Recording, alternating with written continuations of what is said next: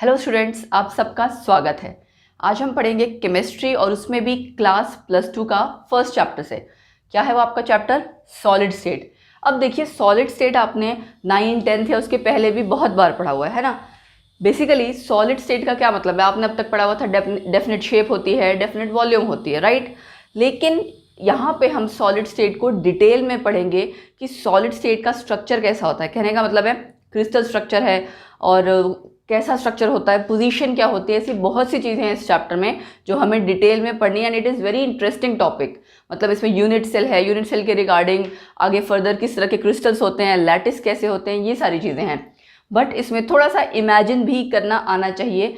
जैसे कि suppose cube है, क्यूब आपको इमेजिन करना आना चाहिए। अगर मैं कहूँगी कि क्यूब में एटम्स प्रेजेंट हैं, सो वो आपको थोड़ी सी अपनी कह सकते हैं कि सेंस डेवलप करनी पड़ेगी, थोड़ा सा इमेजिनेशन की। स्टार्ट करते हैं, चलिए फिर। सॉलिड स्टेट, सबसे पहले तो देखिए सॉलिड स्टेट हमारी किस तरह से डिफर करती है लिक्विड्स या गैसेस से। हम क्या कह सकते हैं, सॉलिड्स में एक प्रॉपर्टी होती है रिजिडिटी, ठीक है। और अगर हम बात करें लिक्विड्स या गैसेस की, तो उसमें रिजिडिटी नहीं होती, उसमें क्या होती है, फ्लूइडिटी, ठीक है। फ्लूइडिटी का मतलब कि जो भी वो चीज़ है, फ्लूइड का मतलब क्या होता है, समथिंग दैट कैन फ्लो। तो फ्लूइडिटी का भी वही मतलब है लिक्विड्स या गैसेस के लिए। उसका क्या मतलब है, दे कैन फ्लो। अब ये दे कैन का मतलब क्या है, यहाँ पे बात हो रही है एक्चुअली पार्टिकल्स की, कि लिक्विड या गैसेस स्टेट में जो भी उसके पार्टिकल्स हैं वो फ्लो कर सकते हैं, ठीक। और यहाँ पे ये फ्लो नहीं कर सकते, कांट फ्लो, है ना। उसका रीज़न क्या है, रिजिडिटी का मतलब फिक्स पोजीशंस है ना। पार्टिकल्स आपके फिक्स पोजीशंस पे हैं, वो सिर्फ क्या कर सकते हैं, मैं मेंशन कर देती हूँ, particles eight fix position they can only oscillate और वाइब्रेट। अपनी वो पोजीशन पे खाली वाइब्रेट कर सकते हैं, उससे ज़्यादा नहीं, है ना। कॉमा कैन ओनली वाइब्रेट, ठीक। सो ये तो थी बेसिक चीज़। फ्लूइडिटी वाले फ्लो क्यों कर सकते हैं, क्योंकि उसके पार्टिकल्स दूर दूर हैं। तो हम क्या कह सकते हैं बेसिकली कि सॉलिड एक मैटर का वो पार्ट है, वो टाइप है जिसकी कि डेफिनेट शेप है, डेफिनेट वॉल्यूम है एंड रिजिडिटी होती है, यही कह सकते हैं ना। बट फिर बात आती है कि सब्सटेंसेस सॉलिड की तरह एग्जिस्ट क्यों करते हैं। हमें कैसे पता लगेगा कि वो सॉलिड्स की तरह ही एग्जिस्ट करेंगे या फ्लूइडिटी नहीं शो करेंगे, है ना, पार्टिकल्स पास होंगे या दूर होंगे। सो इन सारे क्वेश्चंस के लिए एक्चुअली दो फोर्सेस हैं जिनका बैलेंस हमें ये बताता है कि वो सॉलिड की तरह एग्जिस्ट कर पाएंगे या नहीं। कौन सी हैं वो दो फोर्सेस, देखिए। एक है आपकी इंटरमॉलिक्यूलर फोर्सेस, है ना, नाम से ही पता लग रहा है। इंटर मीन्स इन बिटवीन, किसके बीच में, मॉलिक्यूल्स के बीच में। जिस भी स्टेट के बारे में आप बात कर रहे हो उसके लिए आप इंटरमॉलिक्यूलर फोर्सेस वर्ड यूज कर सकते हो। हम किसकी बात कर रहे हैं, सॉलिड स्टेट की। और दूसरी फोर्स है थर्मल एनर्जी, ठीक है। अभी मैं आपको एक एक करके बताऊंगी कि दोनों का बैलेंस किस हिसाब से है, क्या है। देखिए, इंटरमॉलिक्यूलर फोर्सेस वो फोर्सेस हैं जो मॉलिक्यूल्स को पास पास रखती हैं, है ना। पास पास रखेंगी तो आपका जो स्ट्रक्चर है कॉम्पैक्ट सा रहेगा, राइट, मतलब कि सॉलिड जैसा। थर्मल एनर्जी क्या है कि ये उस टाइप की फोर्स है कि अगर सपोज एनर्जी है, थर्मल एनर्जी मतलब एक तरह से हीट एनर्जी। अगर पार्टिकल्स के पास हीट एनर्जी रहेगी तो वो किसी ना किसी फॉर्म में क्या करेंगे, मूव करेंगे, क्योंकि वो काइनेटिक एनर्जी में कन्वर्ट हो सकता है, राइट। तो इन दोनों का बैलेंस कि कौन सी फोर्स ज़्यादा होगी कौन सी कम, उसकी वजह से ही सॉलिड की फॉर्म में कुछ सब्सटेंसेस एग्जिस्ट कर पाते हैं। तो अगर हम कहें why do some substances exist as solids,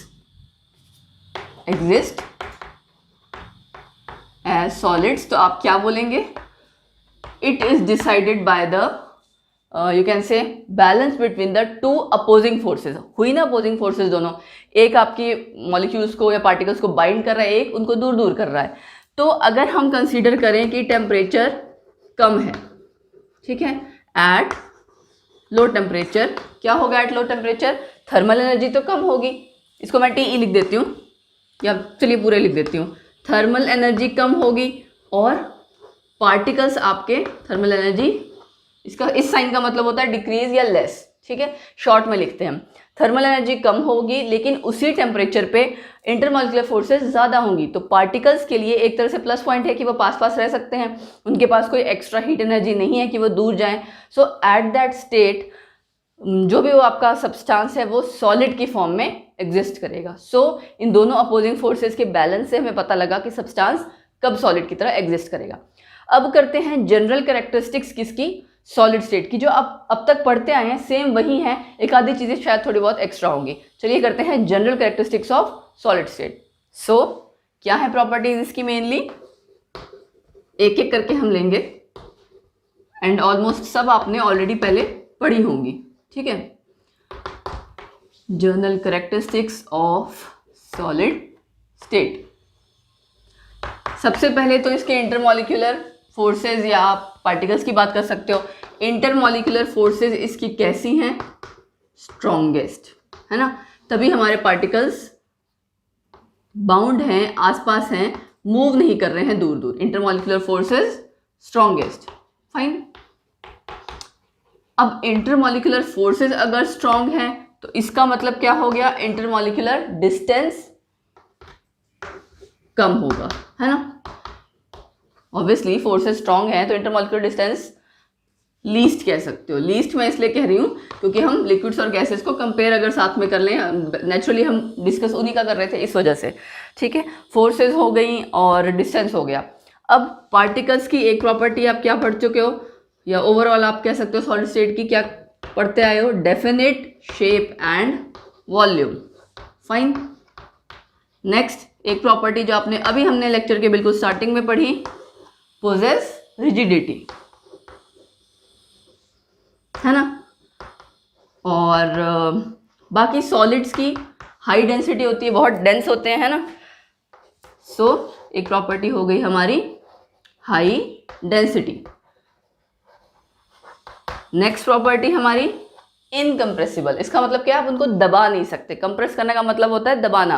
अब आप कोई सॉलिड चीज अगर लो उसको दबाना चाहो तो आप दबा नहीं सकते, इसीलिए इनकम्प्रेसिबल, ठीक। ये हो गई हमारी general characteristics of solid state. अब आती हैं इसके टाइप्स। टाइप्स में क्या है, देखिए दो तरह के मेनली आपके सॉलिड्स हैं जो हम स्टडी करते हैं, क्रिस्टलाइन एंड एमॉर्फस। नाम आपको मैं थोड़ा सा एक्सप्लेन कर देती हूँ, उसके बाद हम धीरे धीरे डिटेल में पढ़ेंगे। क्रिस्टलाइन मतलब क्रिस्टल जैसा, ठीक है। जैसे सपोज कीजिए आपने घर में चीनी के दाने देखे हैं, मिश्री के दाने, ठीक है, या नमक पिसा हुआ नहीं, दूसरा जो आपका क्रिस्टल फॉर्म में आता है, तो that is all crystalline solids, ठीक है। और अगर आप वैसे बारीक भी देखो उसमें बहुत छोटे छोटे क्रिस्टल्स है ना। नमक को आप देखोगे, चीनी तो चलो उसकी पार्टिकल्स बड़े होते हैं, बट नमक के भी अगर आप देखो बहुत बारीक बारीक दाने होते हैं, राइट। तो ये सारे क्रिस्टलाइन सॉलिड्स का पार्ट है, उसमें आएंगे, कंसीडर होंगे। एमॉर्फस सॉलिड का मतलब है जिसका पाउडरी फॉर्म हो, ठीक है, बिल्कुल powdery form, that is amorphous solids. तो अब हमें क्या करना है, क्रिस्टलाइन और एमॉर्फस को डिटेल में पढ़ना है। दोनों का डिफरेंस बहुत इंपॉर्टेंट है, काफ़ी पूछा जाता है, बोर्ड एग्जाम के पॉइंट ऑफ व्यू से भी बहुत इंपॉर्टेंट है। और इसकी कुछ अलग अलग प्रॉपर्टीज़ हैं, कुछ स्पेसिफिक प्रॉपर्टीज़ बहुत इंपॉर्टेंट है, वो मैं साथ के साथ आपको बताती जाऊंगी। चलिए फिर स्टार्ट करते हैं क्रिस्टलाइन एंड एमॉर्फस सॉलिड। पहले करते हैं क्रिस्टलाइन सॉलिड्स, ठीक है। क्रिस्टलाइन सॉलिड्स अगर मैं इसको डिफाइन करना चाहूँ तो कैसे करूँगी, क्रिस्टलाइन, ठीक है।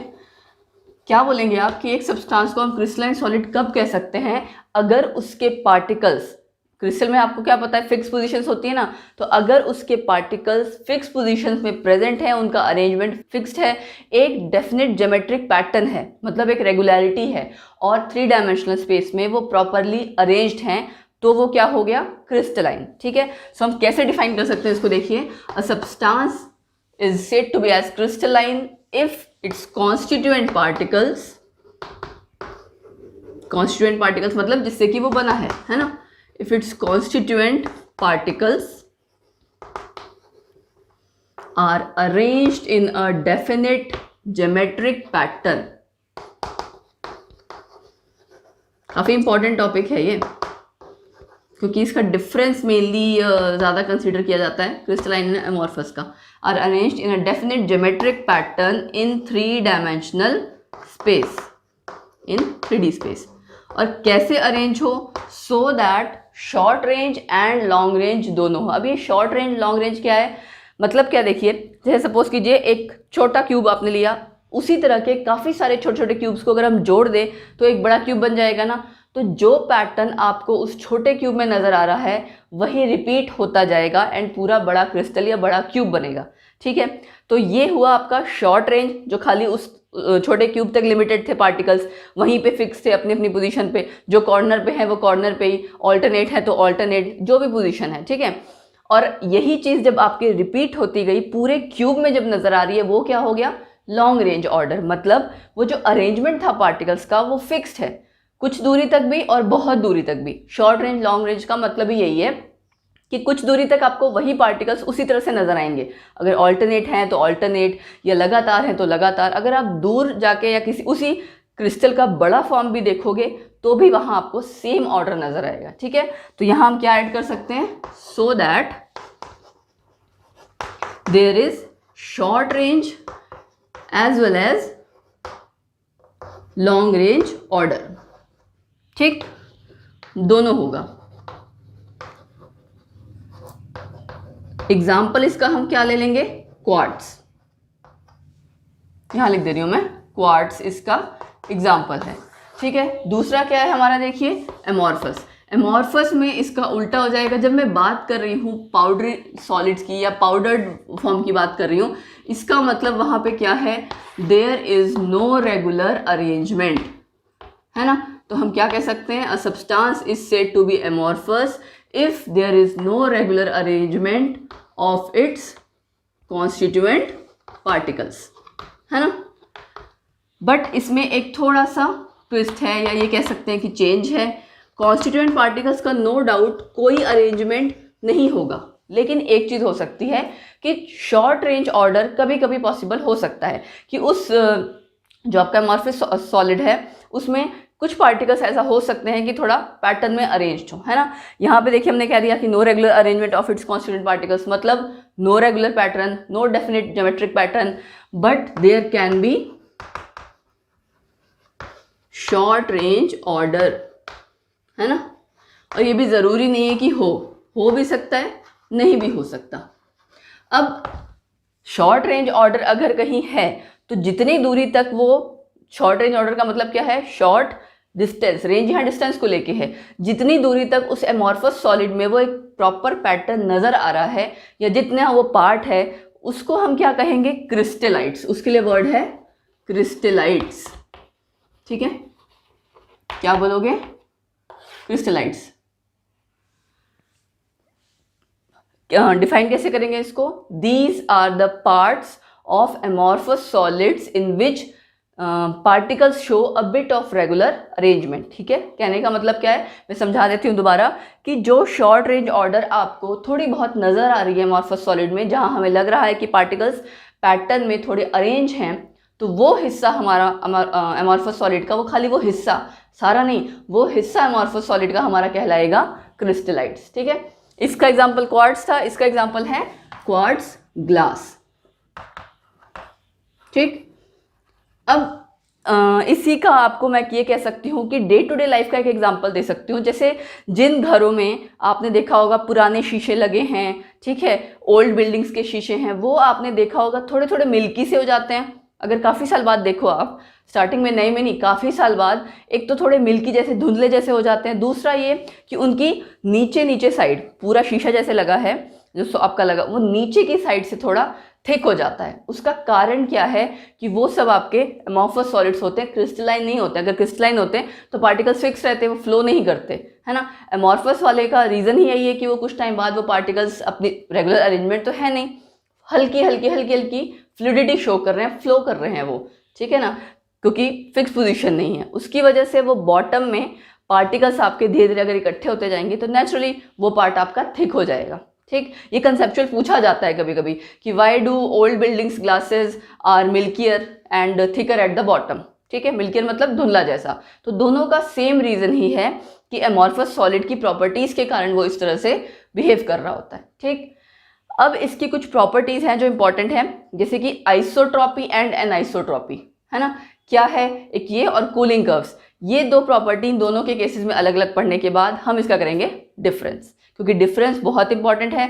7-8 पॉइंट्स दोनों के हैं, वो हमें प्रॉपरली आने चाहिए आपके पास, अगर एग्जाम में आए तो आप प्रॉपरली डिफ्रेंशिएट करके आंसर लिख सकें। सो ओल्ड बिल्डिंग के जो ग्लासेस हैं वो थिकर का रीज़न तो हो गया कि अमॉर्फस सॉलिड, ठीक है। और यस, मिल्की वाले का रीज़न थोड़ा मिक्सअप हो गया। मिल्की वाले का रीज़न देखिए क्या होगा कि एनीलिंग एक प्रोसेस होता है। मैं वर्ड बता देती हूँ, एनीलिंग आपने ऑलरेडी पढ़ा होगा। एनीलिंग क्या होता है, अब वो जो शीशे हैं धूप में हैं, फिर रात में हैं, डे एंड नाइट, कभी गर्म कभी ठंडा, बार बार चल रहा है ना कॉन्टिन्यूस, तो हीटिंग एंड कूलिंग उसकी बार बार ऑल्टरनेट होती जा रही है। वो एक्चुअली बेसिकली एक प्रोसेस हो गया एनीलिंग। उस प्रोसेस के कारण वो जो आपका ग्लास था उसमें था तो एमॉर्फस वाला, लेकिन उसके अंदर क्रिस्टलाइन नेचर आ जाता है, तो यानी मिक्सिंग हो जाती है, ठीक है। तो अगर आपको जब आंसर लिखना होगा तो आप यही लिखेंगे, due to continuous heating and cooling of that glass for years annealing process हो जाता है, जिसकी वजह से हमारा क्रिस्टलाइन नेचर आ जाता है उस कांच में। क्रिस्टलाइन नेचर आने के कारण मिल्कीनेस आ जाती है, ठीक है।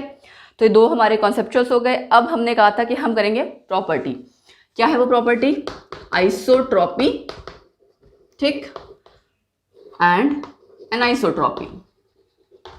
आइसो वर्ड का मतलब क्या होता है, देखिए सेम, ठीक है, इसका मतलब होता है सेम, और एनाइसो का मतलब हो गया ऑब्वियसली इसका उल्टा डिफरेंट, ठीक है। तो क्या चीज़ सेम है, क्या चीज़ डिफरेंट? कुछ प्रॉपर्टीज, जैसे कि आप कह सकते हैं रिफ्रैक्टिव इंडेक्स, ठीक है, इलेक्ट्रिकल कंडक्टिविटी, है ना, इस तरह की कुछ प्रॉपर्टीज आपकी मैं मेंशन कर दे रही हूं, इलेक्ट्रिकल कंडक्टिविटी। तो इस तरह की आपकी कुछ प्रॉपर्टीज अगर हमारे उस सॉलिड में सेम है इन ऑल द डायरेक्शंस, तब हम उसे क्या कहेंगे कि वो कैसी प्रॉपर्टी शो कर रहा है? आइसोट्रॉपी और आइसोट्रॉपिक सब्सटेंसेस होंगे वो, एंड ये होता है बेसिकली एमॉर्फस के केस में, ठीक है। एमॉर्फस सॉलिड्स के केस में हमने ये ऑब्जर्व किया कि ये जो प्रॉपर्टीज हैं, रिफ्रैक्टिव इंडेक्स, इलेक्ट्रिकल कंडक्टिविटी, इस तरह की कुछ properties, they are same in all the directions, so amorphous solids are isotropic in nature. And ये प्रॉपर्टी क्या हो गई कि ये प्रॉपर्टीज सेम होना इन ऑल द डायरेक्शंस में, उसे हम कहेंगे आइसोट्रॉपी। एनाइसोट्रॉपी किसके लिए होगा? फिर ऑब्वियसली ये हो गया हमारा क्रिस्टलाइन के लिए, है ना, उसका अपोजिट ही हो गया।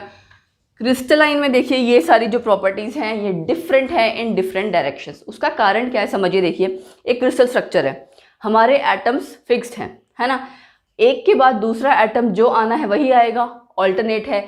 आप उसको अगर सपोज करो हम क्यूब की बात कर रहे हैं, क्यूब हमने छोटे छोटे जोड़ जोड़ के एक बड़ा सा क्यूब बनाया, तो आप अप साइड ऊपर की साइड जा सकते हो, नीचे जा सकते हो, फ्रंट में बैक में, कई जगह डायरेक्शन में जा सकते हो। उन सब डायरेक्शंस में एटम्स की अपनी अपनी पोजीशन तो फिक्स थी, तो डेफिनेटली आपका अगर एक ही जैसा एटम सब जगह आ रहा है, जैसे कि एमॉर्फस में, वहाँ तो आपकी मिक्सिंग रहेगी प्रॉपर्टीज़ की, एक जैसी प्रॉपर्टी लगेगी, इसीलिए वो सेम है इन ऑल डायरेक्शंस। लेकिन इसके केस में ऐसा नहीं है, इसका प्रॉपर ज्योमेट्रिक पैटर्न है जो कि वो फॉलो करता है ना, सारे पार्टिकल्स अपनी फिक्स पोजीशन पे हैं। तो इस वजह से यहाँ प्रॉपर्टी क्या हो गई? एनाइसोट्रॉपिक इन नेचर, एंड ये सारे जो आपके इस तरह की प्रॉपर्टीज़ हैं, they are different in different directions. Fine, so ये हो गया हमारा आइसोट्रॉपी और एनाइसोट्रॉपी।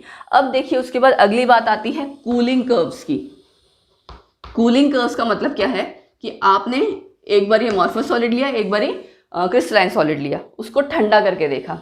जब हम एमॉर्फस सॉलिड को ठंडा करते हैं वो बहुत स्मूथली ठंडा होता है, कहने का मतलब है उसका कर्व बहुत स्मूथ आता है, लाइक दिस, ठीक है ना। ये हो गया आपका एमॉर्फस सॉलिड के लिए। तो हम क्या कहेंगे कि एमॉर्फस सॉलिड को जब भी हम कूलिंग उसकी करवाते हैं तो उसका कर्व स्मूथ आता है, लेकिन क्रिस्टलाइन में ऐसा नहीं है। क्रिस्टलाइन में देखिए कैसा आता है, ऐसा ऐसा ऐसा ब्रेक्स में आया, ठीक है। पहले लिक्विड था आपका, उसके बाद सॉलिडिफिकेशन स्टार्ट हुई, फिर सॉलिडिफिकेशन स्टॉप हुई और कन्वर्ट हुआ गैसियस स्टेट में, है ना। मतलब अगर आप ओवरऑल पूरा प्रोसेस चेक करें तो ये ब्रेक्स आ रहे हैं क्योंकि उसका क्रिस्टल स्ट्रक्चर है, उसको एक स्ट्रक्चर से दूसरे स्ट्रक्चर में जाने में टाइम लगेगा, है ना, उसका कर्व स्मूथ नहीं आएगा। तो ये चीज़ आपको पता होनी चाहिए कि कूलिंग कर्व एमॉर्फस का आपका स्मूथ है, उसका स्मूथ नहीं है, it occurs in steps.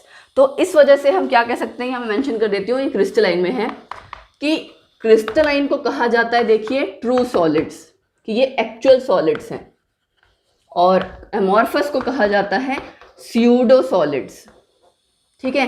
Pseudo word का देखिए क्या मतलब होता है, false. Pseudo solids means false solids, है ना। सो ये सारी थी हमारी प्रॉपर्टीज, छोटी छोटी कुछ चीज़ें जो हमें क्रिस्टलाइन और अमॉर्फस की पता करनी थी, पढ़नी थी। अब हम क्या करेंगे, इसका डिफरेंस, जिसमें और जो इसकी प्रॉपर्टीज है वो डायरेक्ट है, उनमें कुछ ऐसा समझने का नहीं है। सो मूव ऑन करते हैं इसके डिफरेंस पे।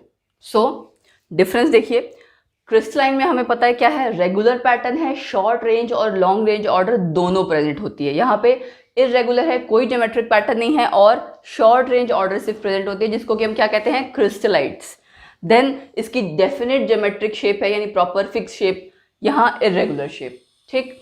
फिर शार्प मेल्टिंग पॉइंट है, नेचुरली शार्प मेल्टिंग पॉइंट होगा क्योंकि पूरा एक पैटर्न है, राइट। तो और उसके पार्टिकल्स भी उसके हिसाब से प्रोसीड करेंगे। फिर यहाँ पे मेल्टिंग की पूरी एक रेंज है, so it means they melt over a range of temperature, ठीक है। ऐसा नहीं कि कोई एक फिक्स पॉइंट है कि आपको बता दिया 121 तो उसी पे मेल्ट कर जाएगा, नो, वो ग्रेजुअली मेल्ट करेगा। देन या एनाइसोट्रॉपिक हमने पढ़ लिया था, और ये आइसोट्रॉपिक, है ना। उसके बाद क्लीन क्लीवेज, मतलब कि अगर आप किसी क्रिस्टलाइन सॉलिड को कट करोगे तो क्लीन आएगा, यहाँ पे इरेगुलर कट आएगा। अमॉर्फस के केस में इरेगुलर कट है। फिर इसके स्मूथ कूलिंग कर्व्स नहीं है, हमने देखे थे, है ना, ब्रेक्स आ रहे थे, यहाँ पे आपके स्मूथ कूलिंग कर्व्स हैं। तो इन टोटल आपने हमने क्या कंक्लूजन निकाला कि क्रिस्टलाइन ट्रू सॉलिड्स हैं और एमॉर्फस फॉल्स सॉलिड्स। और लास्ट पॉइंट एक आपका एग्जाम्पल का हो जाएगा। सो ये आपका पूरा इक्वेशन रेडी हो गया, जिसमें आपने 8 पॉइंट्स दोनों के लिख लिए। 5 मार्क्स का भी क्वेश्चन अगर आपको आता है, 3 मार्क्स का भी, तो आप ऑलरेडी लिख सकते हैं अच्छे से। दूसरी चीज़ ये, जितने मार्क्स का क्वेश्चन आए उसके डबल पॉइंट्स लिखा करो, कोशिश ये किया करो, फाइन। अब ये तो था आपका क्रिस्टलाइन अमॉर्फस का डिफरेंस। नेक्स्ट आपका आता है क्रिस्टलाइन के फर्दर टाइप्स हैं, है ना। वो फर्दर हमें सारे टाइप्स डिटेल में डिस्कस करने हैं कि उनकी बाइंडिंग फोर्सेस क्या हैं, उनमें कौन सी फोर्स एग्जिस्ट कर रही है, पार्टिकल्स, एग्जाम्पल, कई सारी प्रॉपर्टीज। तो अब हम करते हैं टाइप्स ऑफ क्रिस्टलाइन सॉलिड्स। तो क्रिस्टलाइन सॉलिड्स के 4 पार्ट्स हैं, ठीक है। आयनिक सॉलिड्स, फिर मॉलिक्यूलर सॉलिड्स, मॉलिक्यूलर सॉलिड्स के आगे फर्दर 3 टाइप्स हैं। देन कोवेलेंट सॉलिड्स, कोवेलेंट या नेटवर्क सॉलिड्स, ठीक है। इसी तरह से आपके 4 पार्ट्स हैं। मैंने अभी यहाँ पे पहले 2 पार्ट्स डिस्कस करने हैं, ये मैं डिटेल में कर लेती हूँ, फिर 2 पार्ट्स हम फिर करते हैं। क्या है देखिए, सबसे पहला है आयनिक सॉलिड्स। नाम से पता लग रहा है, आयनिक मतलब कि इसमें कॉन्स्टिट्यूएंट पार्टिकल्स इसके क्या होंगे, आयंस, पॉजिटिव और नेगेटिव आयंस से ये इस टाइप का सॉलिड बना होगा।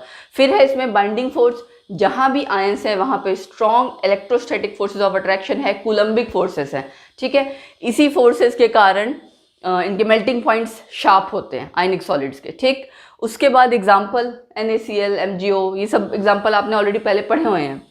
फिजिकल नेचर है हार्ड एंड ब्रिटल। जब फोर्सेस जितनी ज़्यादा स्ट्रांग होंगी ना, उतना ही ज़्यादा आपका जो भी पार्टिकल है, मटेरियल है, वो हार्ड होता है। तो ये आयनिक सॉलिड इसी वजह से हार्ड है क्योंकि उसमें स्ट्रांग फोर्सेस हैं। लेकिन ब्रिटल का मतलब क्या है कि आसानी से टूट जाने वाला, ठीक है। जैसे सपोज कीजिए कांच है, कांच भी हम नहीं कह सकते, कांच भी आपको दूसरे टाइप का है। आयनिक सॉलिड आपका ऐसा होता है कि ब्रिटल वर्ड मेनली मैं आपको एक्सप्लेन करना चाहती हूँ, जो अचानक से टूटे, ठीक है। हार्ड है नो डाउट, बट ब्रिटल भी है। फिर कंडक्टिविटी, कंडक्टिविटी में देखिए insulators in solid state, solid state में इनके पास, आयनिक सॉलिड्स के पास कोई फ्री आयंस नहीं होते हैं, इसीलिए वो कंडक्शन नहीं करते हैं, देयरफॉर इंसुलेटर्स। लेकिन मोल्टन स्टेट या एक्वस सॉल्यूशन की जब आप स्टेट लोगे, वहाँ पे फ्री आयंस प्रेजेंट होते हैं, वो मूव कर सकते हैं, फ्री हैं। सो कंडक्टिविटी शो करेंगे, they will behave as conductor, ठीक है। मेल्टिंग पॉइंट इनका हाई है, मैं ऑलरेडी बता चुकी हूँ। ये हो गई हमारी पूरी फर्स्ट टाइप।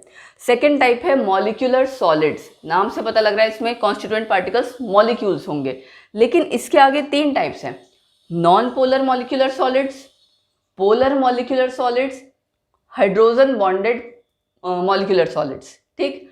अब एक एक करके करते हैं ये भी।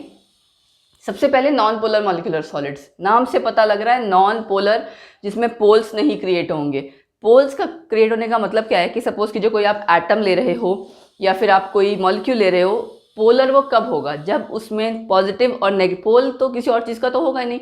मॉलिक्यूल में हम इलेक्ट्रॉन की बात कर सकते हैं ना, तो इलेक्ट्रॉन्स को लेके 2 अलग अलग पोल्स क्रिएट हो जाए, डाईपोल क्रिएट हो जाए कि पॉजिटिव और नेगेटिव चार्ज आपका थोड़ा सा चाहे पार्शियल भी हो, सेपरेट आउट हो रहा है, वो आपका डाईपोल है वहाँ पे, या पोलर नेचर है, ठीक है। सो नॉन पोलर में कौन से आ जाएंगे, atoms of noble gases, stable होती है, उनमें कोई पोलैरिटी नहीं होगी, और नॉन पोलर मॉलिक्यूल्स, ठीक है, ये कॉन्स्टिट्यूएंट पार्टिकल्स हुए इस सॉलिड के। फोर्सेस कौन सी होंगी? Weak London dispersion forces. अब लंडन डिस्पर्शन फोर्सेस क्या है? सपोज कीजिए मैं 2 हीलियम का एटम लेती हूँ, ठीक है, हीलियम के पास आपको पता है 2 एटॉमिक नंबर है उसका, 4 मास नंबर है। 2 एटॉमिक नंबर मतलब 2 ही इलेक्ट्रॉन्स हैं। 2 हीलियम एटम अगर पास पास हैं तो ऐसी कभी स्टेज आ सकती है कि वो जो 2 इलेक्ट्रॉन एक हीलियम एटम के हैं और दूसरे वाले के, उनमें थोड़ी बहुत अट्रैक्टिव फोर्सेस डेवलप हो सकती हैं। कैसे?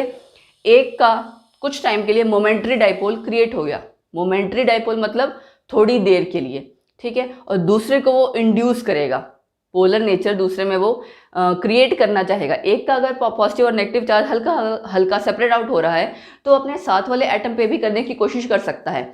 दैट इज एक्चुअली, एक जगह मोमेंटरी डाइपोल हुआ, दूसरी जगह इंड्यूस्ड डाइपोल। इंड्यूस्ड का मतलब आपने उसमें ज़बरदस्ती पोलैरिटी क्रिएट करवाई है, उसमें पॉजिटिव नेगेटिव चार्जेस को अलग अलग करवाया है।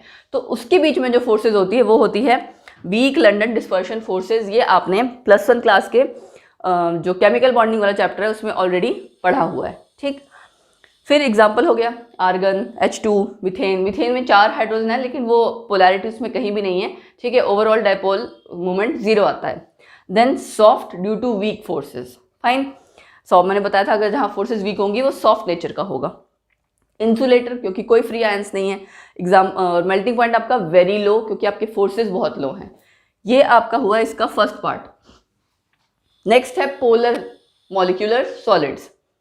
उसका जो आपने ऊपर पढ़ा है उसका अपोजिट जैसा हो जाएगा। पोलर मॉलिक्यूल्स होंगे constituent particles, example dipole dipole forces, है ना। HCl SO2, ये आपको पता है इसमें पोलर नेचर है। HCl में क्लोरीन इलेक्ट्रोनेगेटिव है, इलेक्ट्रॉन्स अपनी तरफ पुल करेगा तो डाइपोल क्रिएट हो जाएगा, ठीक है। SO2 आप सोच रहे होंगे कि SO2 दोनों S के अपोजिट ऑक्सीजन, बट इसका स्ट्रक्चर बेंड शेप होता है, ठीक है, स्ट्रेट नहीं होता। जैसे CO2 का स्ट्रक्चर है ना लीनियर, वो नहीं होता। अगर लीनियर होता तो डाइपोल नहीं आना था। फिर सॉफ्ट होता है इसका फिजिकल नेचर, इंसुलेटर है ये भी, और मेल्टिंग पॉइंट लो है, लेकिन इससे ज़्यादा है पोलर वाले मॉलिक्यूलर सॉलिड्स का नॉन पोलर वाले के कंपैरिजन में ज़्यादा मेल्टिंग पॉइंट की वैल्यू होगी, ठीक। लास्ट है हाइड्रोजन बॉन्डेड। हाइड्रोजन बॉन्डेड वाले उसमें कॉन्स्टिट्यूएंट पार्टिकल्स कौन से होंगे? कोई ऐसा मॉलिक्यूल जहाँ पे हाइड्रोजन बॉन्डेड हो किसी एक स्ट्रॉन्ग इलेक्ट्रोनेगेटिव एटम से, यानी कि फ्लोरीन, ऑक्सीजन, नाइट्रोजन से, ठीक है। तो हमने ये लिखा hydrogen link to strong electronegative atom. उसके बाद फोर्सेज नेचुरली हाइड्रोजन बॉन्डिंग ही होगी। देन वाटर, एमोनिया, एग्जाम्पल आ गया। ये तो बहुत सिंपल है, सॉफ्ट हो गई होगा फिजिकल नेचर, वीक फोर्सेस हैं। इंसुलेटर ये भी सेम रहेगा। लो की जगह हम यहाँ पे ये कहना चाहिए कि इन तीनों का अगर हम कंपैरिजन करें तो ये सबसे ज़्यादा सही रहेगा, ठीक है ना। तो इस तरह से, क्योंकि इसका देखिए ना वेरी लो लो लो, इसका मतलब अगर आप मेल्टिंग पॉइंट की बात करो खाली इन तीनों के कंपैरिजन की तो सबसे ज़्यादा मेल्टिंग पॉइंट आपका हाइड्रोजन बॉन्डिंग का ही आएगा। आपको पता है जहाँ पे भी हाइड्रोजन बॉन्डिंग होती है वहाँ मेल्टिंग पॉइंट कंपैरेटिवली ज़्यादा आता है, ठीक है। तो ये 2 टाइप्स हो गई हमारी। यहाँ पे हमने बीच में लंडन डिस्पर्शन फोर्सेज आया वो डिस्कस किया, और कुछ इस तरह से एक्स्ट्रा पॉइंट्स भी। बाकी आयनिक सॉलिड्स में और भी कुछ इस तरह की प्रॉपर्टीज़ होती हैं जो हम ये कह सकते हैं, जैसे सपोज कर आयनिक सॉलिड्स में आपने ऑलरेडी पढ़ा हुआ है ना। तो एक्स्ट्रा प्रॉपर्टीज़ जो हैं वो एक अलग चीज़ है, बट मेन जो प्रॉपर्टीज़ थी हमारे सॉलिड्स की कंपैरेटिव जो हमें स्टडी करनी थी वो मैंने यहाँ फर्स्ट 2 टाइप्स का कंप्लीट कर दिया। अब हम करते हैं रिमेनिंग 2 टाइप्स, ठीक। थर्ड टाइप है हमारी कोवलेंट और नेटवर्क सॉलिड्स। नाम से पता लग रहा है जहाँ पे कोवलेंट बॉन्ड हो। नेटवर्क क्यों? एक्चुअली कि इसमें जो मॉलिक्यूल आपके पार्टिकल्स हैं वो एक दूसरे से आगे आगे जुड़ते जाते हैं कोवलेंट बॉन्ड से, तो एक 3D नेटवर्क बनाते हैं, ठीक है। सो कॉन्स्टिट्यूएंट पार्टिकल्स इसके एटम्स होंगे। Covalent bond obviously binding force जहाँ पे शेयरिंग ऑफ इलेक्ट्रॉन होती है, ठीक। ये भी हमें केमिकल बॉन्डिंग वाले चैप्टर में +1 क्लास में आप लोगों ने पढ़ा हुआ है। एग्जाम्पल कार्बन डायमंड की फॉर्म में है ना, जो है आपका एलोट्रोप, और SiO2, ठीक, सिलिका। देन फिजिकल नेचर है वेरी हार्ड एंड ब्रिटल, क्योंकि उसका पूरा नेटवर्क स्ट्रक्चर है कोवलेंट बॉन्डिंग के साथ। फिर इंसुलेटर्स की तरह ये बिहेव करेंगे। इसमें ना कुछ एक्सेप्शन है, वो मैं अभी बताती हूँ जैसे कोवलेंट सॉलिड हम कंप्लीट करते हैं। और मेल्टिंग पॉइंट वेरी हाई। अब एक्सेप्शन क्या है? वो है देखिए ग्रेफाइट। ये एक्सेप्शन याद रखिएगा, ये सॉफ्ट है, हार्ड नहीं है, ठीक है। दूसरी बात क्या है, ये गुड कंडक्टर है। उसका रीज़न क्या है? डायमंड का तो आपका 3D नेटवर्क स्ट्रक्चर है, टेट्राहेड्रल स्ट्रक्चर है, आपको पता है चारों इलेक्ट्रॉन कार्बन के इन्वॉल्व हो जाते हैं। ग्रेफाइट के केस में ऐसा नहीं है। ग्रेफाइट के केस में इस तरह से हेक्सागन है, ए ऐसे, ठीक है। तो एक लेयर जैसे सपोज कीजिए, आप इसको इमेजिन कीजिए ये एक प्लेनर लेयर है, इसी के नीचे एक और ऐसी लेयर, इसी के नीचे एक और ऐसी लेयर। तो आप देख सकते हैं एक कार्बन आगे 3 के साथ ही जुड़ा है, चौथा इलेक्ट्रॉन कार्बन का फ्री है, इट कैन मूव, जिसकी वजह से कंडक्शन होती है। और इसका लेयर्ड स्ट्रक्चर है, एक जो ये आपको 3 दिख रहे हैं, सपोज कीजिए एक लेयर है, उसके नीचे एक और लेयर, एक और लेयर, तो ये लेयर्स एक दूसरे के ऊपर स्लाइड कर सकती हैं। सो ये लुब्रिकेंट की तरह काम करता है, सॉफ्ट होता है एंड कंडक्टर है। तो ये एक तरह से हुआ एक्सेप्शन कोवेलेंट सॉलिड्स के केस में, ठीक। फिर हमारा लास्ट जो टाइप है वो है metallic solids. Positive ions in a sea of mobile electron, मतलब सपोज कीजिए इस तरह से है ना, ये पॉजिटिव आयंस तो हैं ये अपनी अपनी जगह पे फिक्स्ड अरेंज्ड, ठीक। इसमें बीच बीच में इलेक्ट्रॉन है। ये पॉजिटिव आयंस क्या कहलाते हैं? कर्नल्स, KERNELS, कर्नल्स कहलाते हैं, ठीक। तो इसके कॉन्स्टिट्यूएंट पार्टिकल्स हो गए पॉजिटिव आयंस यानी कि kernels in a sea of mobile electrons. Forces metallic bonding ही होगी नेचुरली। मेटल्स एंड एलॉयज जितने हैं सब इसके एग्जाम्पल। देन अब इतनी स्ट्रॉन्ग फोर्सेस हैं तो हार्ड इन नेचर होगा, है ना। लेकिन कंडक्टर ये सॉलिड और मोल्टन दोनों स्टेट में है, क्योंकि आप देख सकते हो इलेक्ट्रॉन फ्री हैं, that's why. And very very high इसका है मेल्टिंग पॉइंट, ठीक है ना।